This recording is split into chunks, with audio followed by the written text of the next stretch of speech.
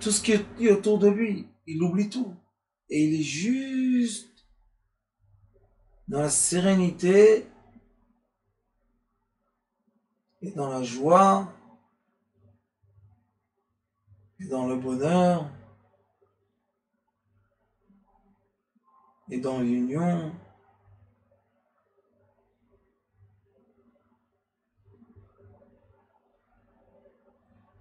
Et maintenant, il veut une chose. Notre rôle maintenant, c'est détecter notre lumière et en profiter au maximum. Et quand on a un plaisir ou un désir, la porte s'ouvre encore plus grande. Vous comprenez, c'est quoi la lumière? Lumière, amour. C'est pas important qui tu es, où tu es, comment tu es. Dieu t'aime.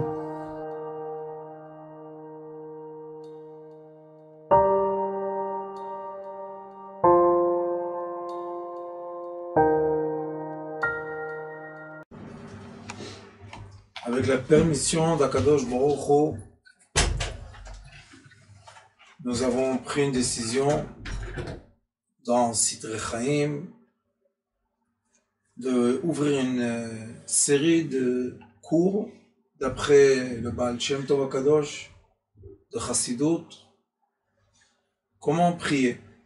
Baal Shem Tov Akadosh, dans un des livres qui ramène sa sagesse, son savoir, explique comment la personne doit se positionner pour que sa prière soit exaucée dans les cieux.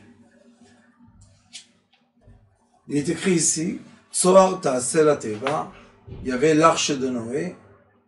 L'arche de Noé est comme notre tête, et là en haut, nous avons une ouverture qui s'appelle en hébreu Tzohar, c'est l'ouverture. Ve'el ama techelena milemala, la grandeur était 50 cm sur 50 cm, ama, et ama, c'est aussi la longueur de notre bras. Alors il dit,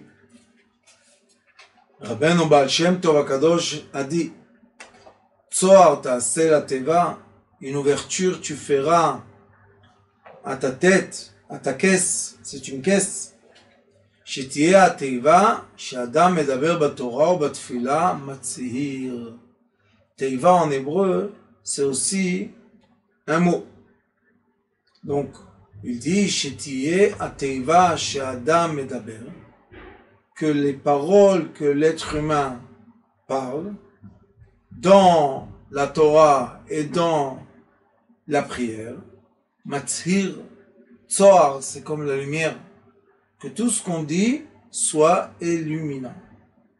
On ne peut pas étudier et on ne peut pas prier quand il n'y a pas de lumière. Dans l'obscurité, on ne peut pas voir les lettres. Donc il faut tout le temps illuminer. Qu'est-ce qui doit illuminer? Qu'est-ce qui doit être illuminant? שתהיה התיבה שאדם מדבר בתורה או בתפילה מצהיר. כי יש בכל אות עולמות ונשמות ואלוהות. Il dit que dans chaque lettre qu'on prononce, et dans l'étude de la Torah, et dans la prière, chaque lettre qui compose un mot, par exemple, Baruch, on dit Bet, Reish, Vav et un Chaf. Baruch. Baruch, c'est le Bet, tout seul. Le Reish, tout seul. Le Vav, tout seul, le Chaf, tout seul. Quand on va tous les mettre ensemble, on va avoir l'assemblement d'un mot qui dit béni, Baruch. Mais ça veut dire aussi Bar, le fils, Chaf, Vav, 26, le nom céleste. Donc chaque fois que je bénis, comment, de quelle force je bénis? Je bénis parce que je suis le fils de Dieu. Seuls les enfants de Dieu sur terre, qui sont les êtres humains, peuvent avoir ce qu'on appelle la bénédiction. Il est écrit aussi dans le Talmud qu'il y a la chanson de toutes les existences, ça s'appelle Perek Shira. Chaque existence sur terre dit un certain psaume de Teilim, Et ce psaume de Télim ou certains versets de la Torah sont prononcés par chaque existence que Dieu a créée. Ça c'est sûr. Mais nous les êtres, on a la possibilité de continuer encore, de parler plus, de demander plus, de prier plus, d'étudier plus. Et plus on prononce des sagesses de notre bouche et des prières de notre bouche, et plus on emmène de la lumière sur terre. Quelle explication? On reçoit la lumière directe dans la fontanelle, ici. Cette lumière pénètre l'être humain. Cette lumière-là est composée et l'assemblement de toutes les lumières, car c'est la lumière verticale blanche. Et après, par la bouche, sortent les mots. Abba, Gada, Avaza,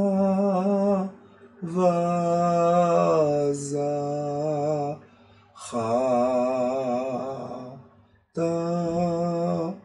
Ya. On a le prononcement des 22 lettres et des 10 points. En hébreu, il y a les points, ça s'appelle Nikud, les points. Et ces points-là, ceux qui vont donner le son à la lettre. Si j'ai A avec un A, je vais avoir A. Si je vais avec un E, je vais avoir E. Si je vais avoir avec un O, je vais avoir O. Si on prend, disons, la lettre Daled, qui est un D, comme le D, si je dis Da, D, Di, Do, Dou, toutes ces voyelles, c'est pas les voyelles exactement, ça s'appelle les points. Tous ces points-là vont donner le son à la lettre qui donne la forme.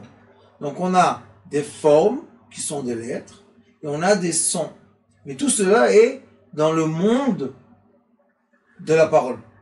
Donc je me mets dans le point zéro, je reçois la lumière céleste, la lumière, je suis illuminé dans mon être, et maintenant je prononce les paroles comme elles ont été écrites. C'est les mots comme ils ont été donnés, ou bien on peut dire comme ils ont été composés par nos sages.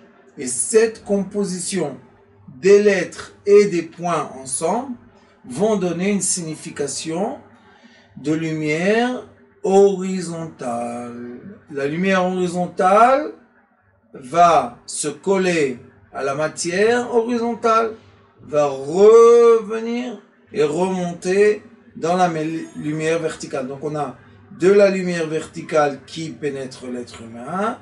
L'être humain prononce des sagesses ou des prières. Les prières rencontrent la matière, rebondissent et hop, remontent vers le monde vertical. Ça, c'est la lumière directe, Or Yachar. Et après, on a Or Choser, la lumière qui va retourner vers les cieux. Alors, il dit, dans chaque lettre, il y a le monde, l'âme et la vitalité. Ve'olim ou mitkashrim ou mityachdim, ze im ze. Qu'est-ce qui se passe?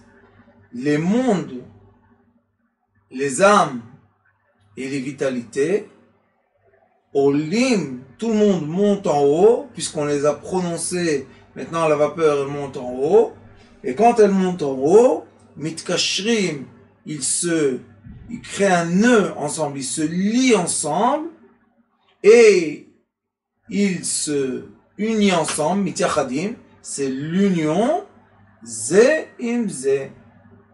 On a tous les uns et les autres, tous ensemble. Im et l'autre, avec la vitalité divine. Et après cela, mityachadim mitkashrim yachad otiyot lenasa teva. Alors au début on a dit que chaque lettre et chaque voyelle se lient ensemble.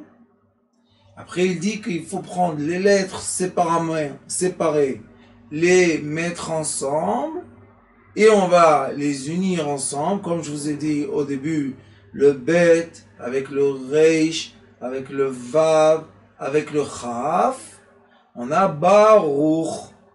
Quand on a le mot entier, on a Teiva, on a un mot. ואחר כך, מתייחדים ייחודים אמיתיים באלוהות. Et après ça, quand on va bien décomposer les lettres et les points, et après on va les remettre ensemble, on va les lier et on va créer un mot, ces mots-là, ils vont être unis et on va faire, en hébreu on dit Yichudim. Yichudim, c'est créer des unités célestes de lettres et de voyelles, des vraies unités célestes avec les cieux. Après ça, וצריך האדם לכלול נשמתו בכל בחינה ובחינה. Et après, l'être humain, il doit unir, lier son âme à chaque prina, c'est l'essentiel. On peut dire plus que l'essentiel. C'est la signification de ce qu'on veut dire. On doit prendre l'âme et l'âme doit vraiment vibrer la parole dans laquelle on est situé maintenant. Veut dire, si je dis Baruch, j'ai Baruch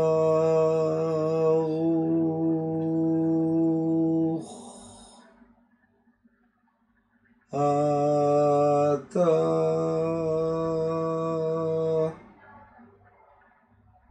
Adonai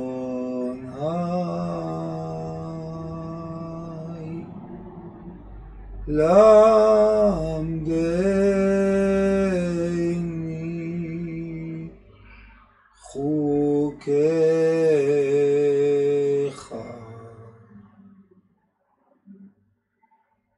Que la bénédiction de Dieu nous enseigne ses lois. Mais c'est pas seulement que je prononce la prière.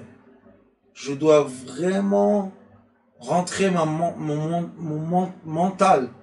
Tout l'esprit mental doit rentrer dans les mots dans lesquels je fais sortir de ma bouche. Et le lien entre les deux sera encore un yichud, encore une unité céleste. Donc j'ai l'unité des lettres, j'ai l'unité des lettres et des voyelles, après j'ai l'unité de toutes les lettres et les voyelles ensemble pour avoir un mot, et après ça j'ai l'union de mon âme avec le mot que j'ai dit.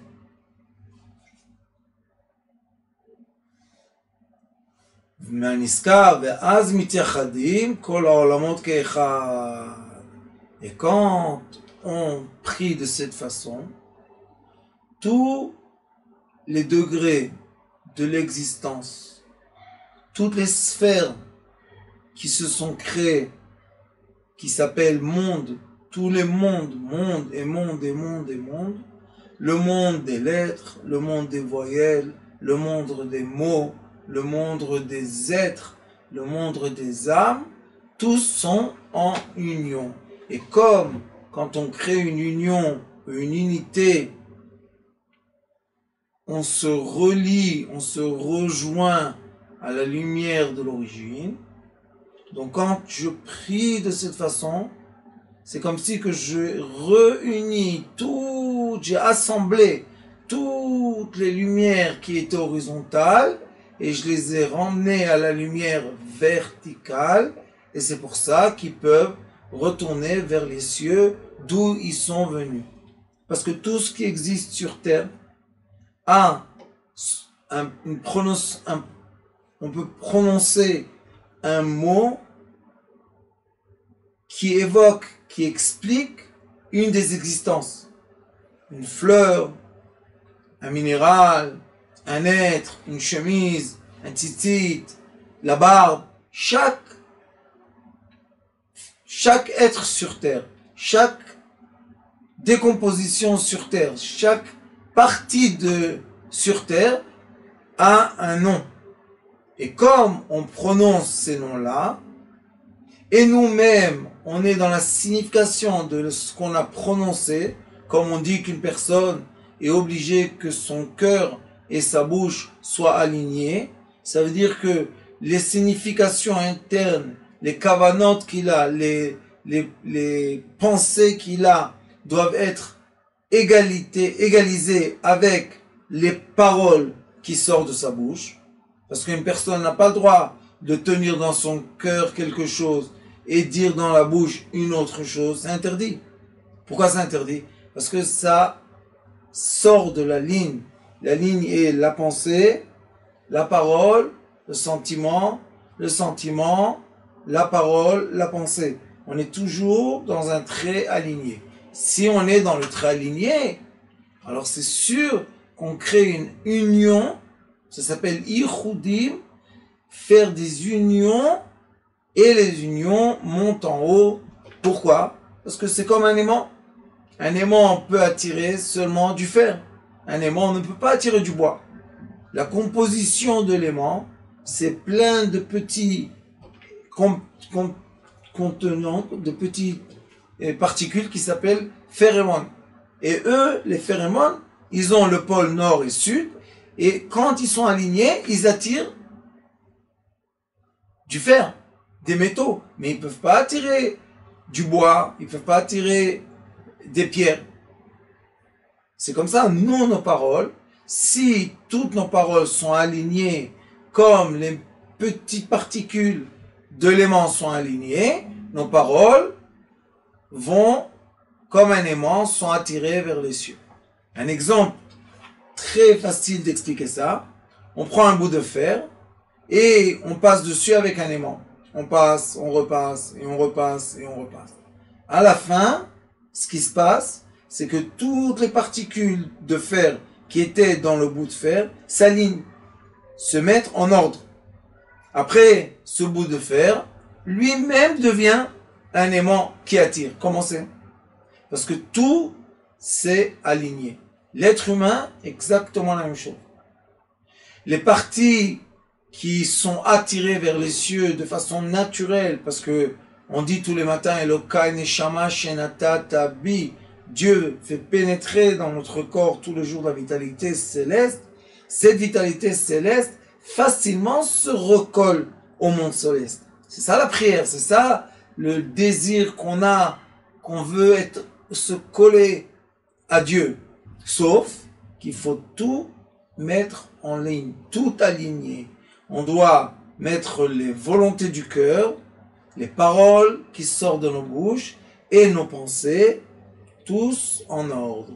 Et quand ils sont en ordre, comme il dit, ça se colle aux cieux. ואז מתייחדים כל העולמות כאחד, ועולים ונעשה שמחה ותענוג גדול עד אין שיעור.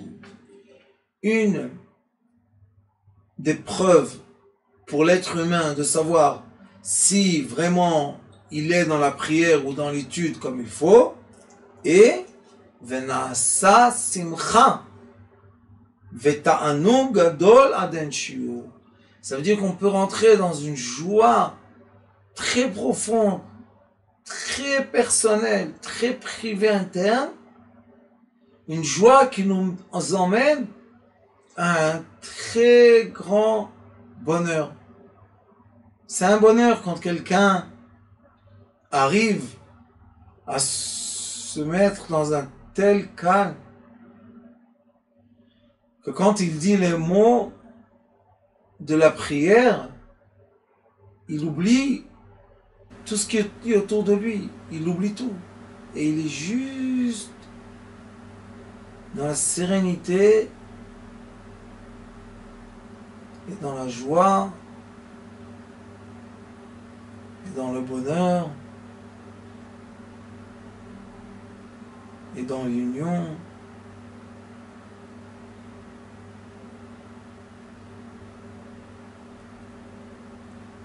Et maintenant, il veut une chose. se coller à l'Éternel. Être vraiment collé, être vraiment uni, et dans l'amour très profond, dans le plaisir profond. Comme si qu'on se détache de ce monde, on éteint le bruit de notre cerveau et on rentre dans la fréquence qui s'appelle Epsilon, qui est le silence, moins que 0,4 Hertz. Et c'est pour ça que dans l'arche de Noé, il y avait 3 étages. Dehainu, Olamot, Neshamot, Velut. Il y avait le monde, l'âme et le divin. Il y avait la matière, la vapeur et la lumière. L'eau, c'est ce qui fait la connexion entre le solide et le gaz. Donc, l'eau est dans la matière encore. Après, il y a des Neshamot, qui sont des âmes de l'être. Et après, il y a Elot, qui est le divin. Donc, on doit tout doucement se ramasser, tout doucement unir tout ce qui est dispersé de nous, une petite pensée au travail, une petite pensée à la maison, une petite pensée à la famille, une petite pensée à nos amis, une petite pensée à nos parents, tout ça, il faut tout ramasser, et au même moment précis de la prière, il faut atteindre le point de oneg, de plaisir,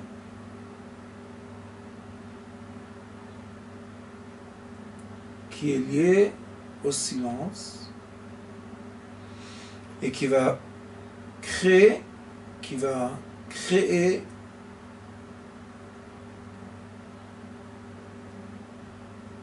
le lien et la connexion entre tout ce qui est matériel au divin. Et en effet, la matière, c'est seulement l'image du divin.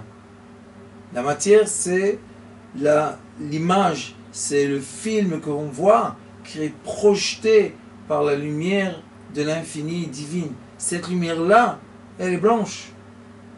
Quand on regarde sur un projecteur, on regarde dans l'œil, dans l'endroit dans lequel le projecteur envoie de la lumière, on voit une lumière blanche.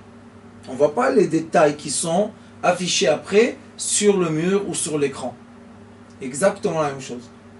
Le divin, c'est l'union de toutes les lumières. Après, les lumières s'éloignent de l'origine, ils commencent à se disperser, et maintenant on voit une image entière. Comme on voit l'image sur le mur, ce monde-là, c'est l'image du divin. Donc on a la lumière, on a l'œil, et après on a l'image sur le mur. Nous, on a la matière, l'âme et le divin. C'est exactement la même chose. Et c'est pour ça que toutes les lumières qu'on voit dans ce monde doivent se réunir dans notre conscience et de notre conscience remonter dans le divin.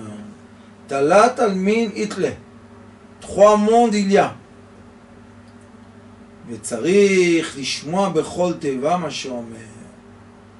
Chaque mot qu'on prononce dans la prière, on doit l'entendre. Et maintenant la question est, est-ce que les prières doivent être évoquées par de la vapeur qui sort de notre bouche pour que notre oreille reçoit l'air externe qui rentre et qui repart dans le cerveau, comme ça on a le cycle fermé extérieur, ou bien on peut parler intérieurement. Sauf que quand on parle intérieurement, on est obligé de dire les mots. Et si on n'est pas assez concentré, on n'entend rien. Et c'est pour ça qu'il faut faire sortir les paroles de notre bouche. Il y en a qui disent que la prière doit être muette, on ne doit pas parler, mais on doit articuler. Pourquoi? Pour qu'on fasse sortir la vapeur sans qu'on entende le son. Le Zohar Kadosh dit que quand le son, on l'entend, alors malheureusement, si le son n'est pas aligné, le mal, les forces du mal ont le droit d'attraper ce son et en faire ce qu'ils veulent. Donc nous, on ne veut pas que le mal attrape le son, et c'est pour ça que tout ce qu'on dit, on le dit sans voix, sauf qu'on articule les paroles. Après il dit Shashrina Olam Adibur, que la présence divine, c'est le monde de la parole. Ce monde-là, dites les sages, a été créé par des paroles. Ma'amar, Dieu a dit au début de tout, Bereshit bara Elokim. Vayomer Elokim yeyor. Dieu a dit sera la lumière et sera la lumière. Vayomer Elokim. Vayom Hashem. Vayomer. Tout le temps on a les paroles qui sont avant tout ce qui est créé. Tout ce qui a été créé. Ça veut dire que la parole est créatrice. Puisqu'elle est première. C'est le début de tout. Donc chaque personne, quand on parle, on crée. Si on parle de façon négative, on va voir autour de nous une projection négative de la réalité. Si on parle de façon positive, on va voir autour de nous une projection positive du monde. Et là, on a un retour positif qui nous emmène à la lumière positive, qui va illuminer notre cerveau de façon positive, on va dire les choses positives et ça va revenir, etc., etc., et comme ça, de suite, et de suite, et de suite, et de suite. C'est pour ça qu'une personne est obligée de savoir faire attention à ce qu'elle dit.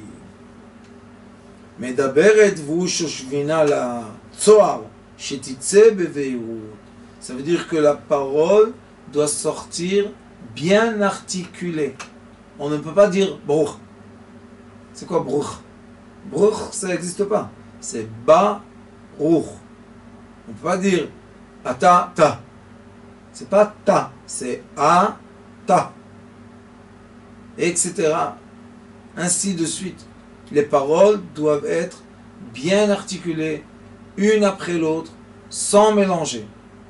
On a fait, avec l'aide de Dieu, un sidour spécial. Dans ce sidour-là, j'ai séparé les mots de la prière. J'ai séparé les mots de la prière, comme il était dit, le Kriyat Shema qu'on dit, chaque mot est dans une page. Et comme ça, la personne voit le mot tout seul, est capable, comme dit le Baal Shem Tov HaKadosh, exprimer chaque lettre avec sa voyelle, et chaque mot tout seul, et après on passe de page, et on trouve les prochains mots. Ça, c'est un sidour très important. Ça, c'est Kriyat Shema. Et Bezrat Hashem, avec l'aide de Dieu, on va faire sortir aussi la Hamida, et peut-être après Birkat Hamazon. Comme ça, la personne, elle réussit à ne pas coller les mots. Parce que quand on colle les mots, on perd des lettres. Et quand on a perdu une lettre, c'est sûr qu'on n'a pas évoqué le mot qui appartient à la chose dans laquelle on prie. On ne peut pas dire maison, zon. Allez dans la rue, dites où est la zon? Et c'est quoi zon? Où c'est quoi zon? On dit où est la maison? On ne va pas dire où est zon? Vous connaissez zon? Zon, ça ne veut rien dire. Malgré que dernièrement, j'ai fait attention à ça, que beaucoup en français, ils abrègent les mots. C'est pas tellement bien de le faire. Parce que quand on abrège les mots, on ne donne pas toutes les lettres et toutes les voyelles, et on reçoit la réalité de façon un peu plus serrée. Parce qu'on n'a pas projeté l'image à sa grandeur. On a diminué l'image. Il faut faire très attention à ça. Et après, et ça, quand on prie de cette façon, ça fait un grand, grand bonheur à Dieu.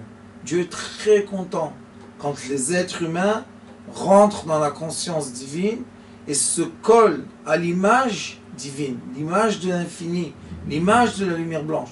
C'est quelque chose de très important qui, comme lui, il a le plaisir de nous, la satisfaction de ce qu'on fait, après lui, il nous donne nos volontés. Mais quand il n'a pas la satisfaction de ce qu'on fait, il nous donne juste la vitalité. Et les gens, pour le bonheur, pour le plaisir, ils veulent un peu plus de juste avoir une vitalité. Et il faut savoir que pour ça, pour prier de cette façon, on a besoin de beaucoup de croyances, de force de croyances. Parce que si on ne croit pas, et si on ne comprend pas qu'il y a une lumière divine qui se crée, qui s'unit, qui se réunit de la matière au divin, si on ne comprend pas ce processus, on ne comprend pas qu'est-ce qu'on fait dans la prière. C'est rien du tout.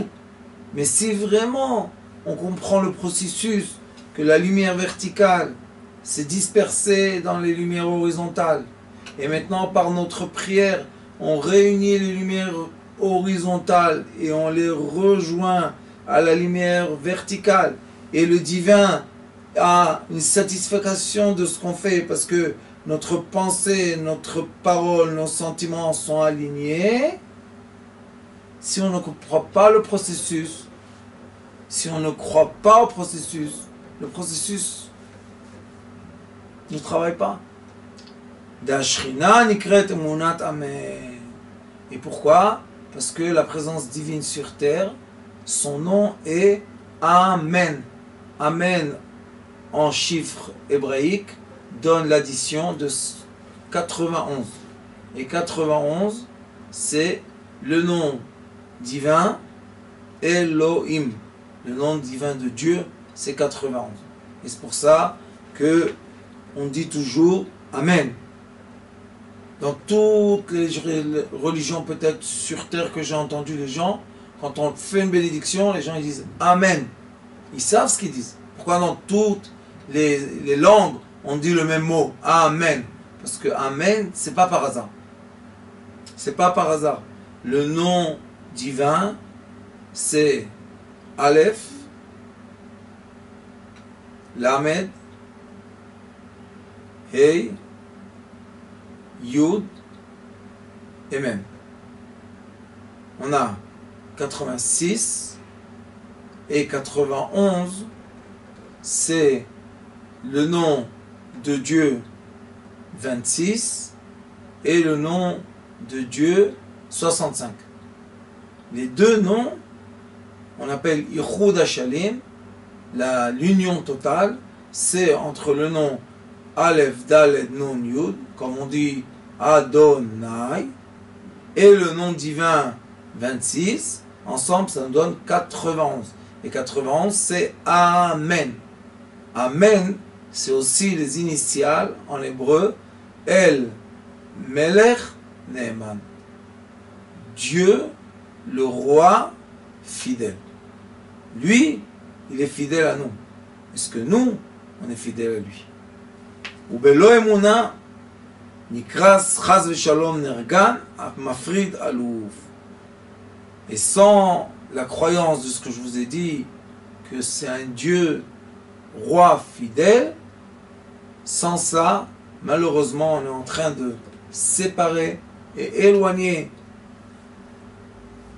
les lettres les unes des autres, s'éloigner et s'éloigner, jusqu'à la fin, on voit trouble. Comme un projecteur. si on éloigne le mur sur lequel on a l'image, on l'éloigne encore, à la fin, à un moment, on voit trouble, plus rien n'est clair. Ça, c'est les gens que malheureusement n'ont pas eu la joie ou la chance de comprendre c'est quoi la valeur d'une prière, la valeur de la croyance, la valeur de la foi. Ils n'ont pas compris. Et c'est pour ça que malheureusement beaucoup sentent qu'ils sont dans un brouillard. Ils n'arrivent rien à voir de façon propre, de façon juste. Tout est mélangé, tout est plein de couleurs. Il n'y a rien qui est exact. Et c'est parce qu'ils séparent les lumières au lieu de réunir les lumières, rejoindre. ולמה תחלנה מלמעלה, היינו עם או יש לומר אחר שיצאה התיבה מפיו, אין צריך לזכור אותה להלן. Et il faut dire aussi que quand on a fait sortir le mot, disons d'une phrase, d'un verset, dit le Baal Shem Tov HaKadosh qu'il ne faut pas se rappeler ce qu'on a dit. Pourquoi? Parce que si je me rappelle des autres mots précédents que j'ai dit, maintenant, ce mot prochain que je vais dire, par exemple, Baruch Ata, le Baruch va se mélanger dans le Ata dans ma tête. Je sais qu'il y a des gens qui disent qu'au contraire, on doit essayer de se rappeler de toute la prière en une fois.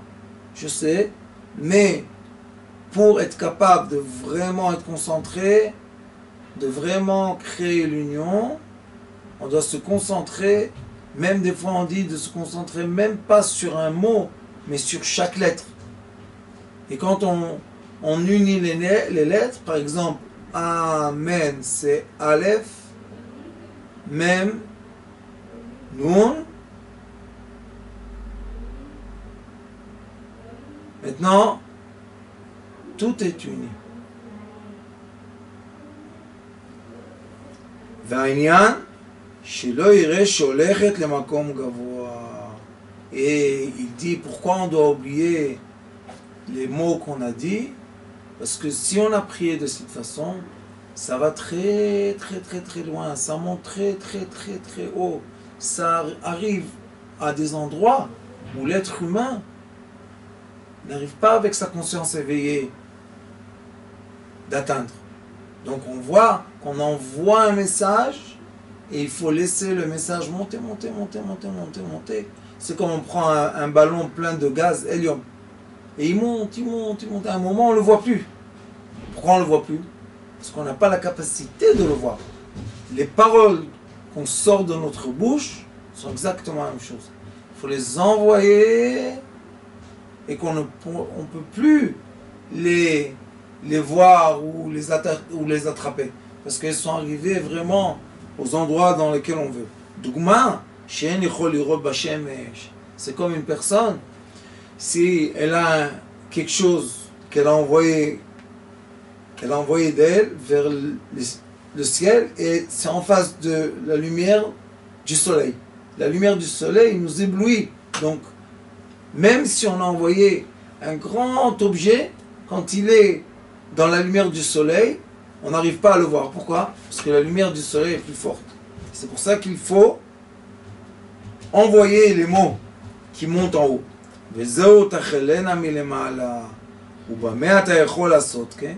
Et comment tu peux faire ça?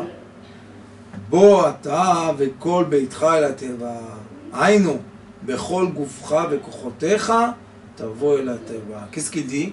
Il est écrit chez Noé, viens toi et toute ta famille dans l'arche.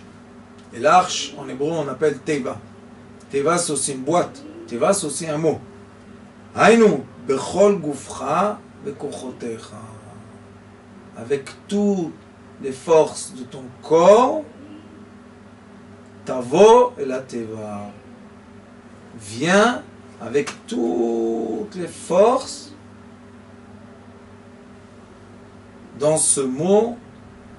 Et ce mot-là, si tu as réuni, si tu as assemblé toutes les lumières séparées, horizontales, à une lumière, à un trait de lumière vertical, c'est sûr que tes paroles sont montées